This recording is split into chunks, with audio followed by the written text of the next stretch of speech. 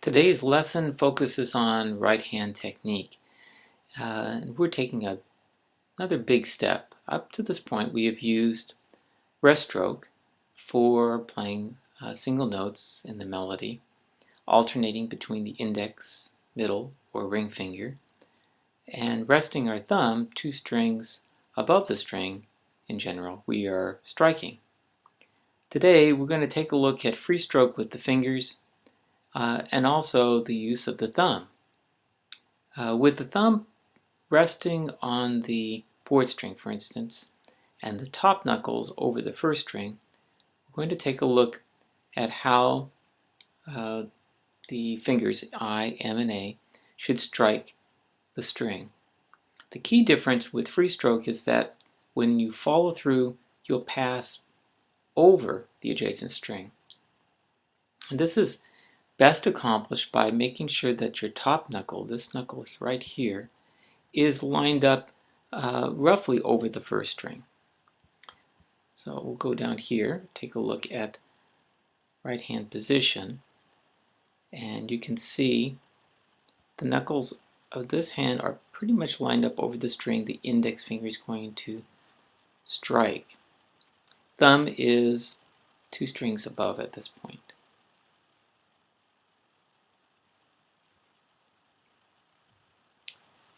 After reaching down in the initial contact, the finger should follow through past the adjacent string, and then after it's finished the momentum of its follow through, it should return back to its original position.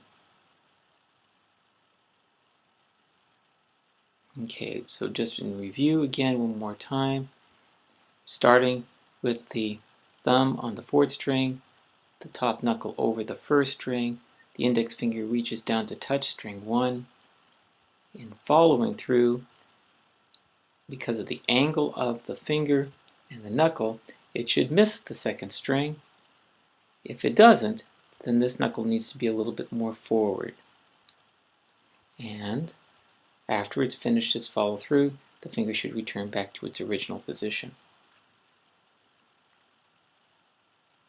Now this position will serve both the thumb and the fingers. So keeping the knuckles over the treble string, over the string that you're going to strike, in this case string 1, is very important, not just so that this finger can do a free stroke comfortably, but also that we can use the thumb, which is our next point of focus and which is probably the most complicated and difficult part.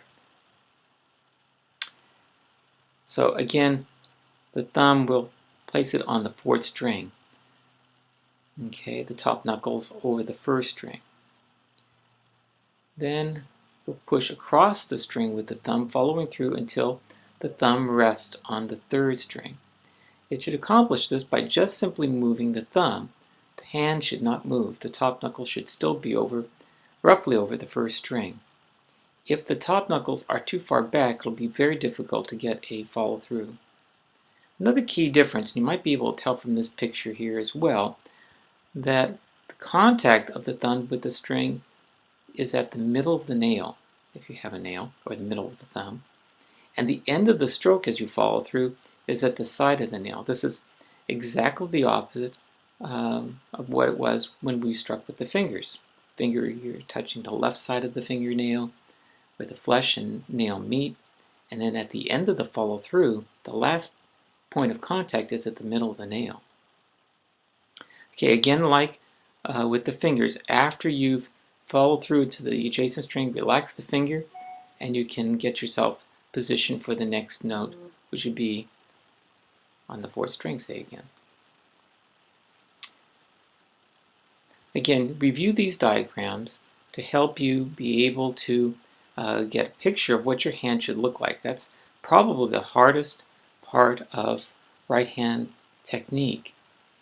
The example, performance example I provided prior to this, just to give you an idea of all the types of things you can do with a sophisticated right hand technique.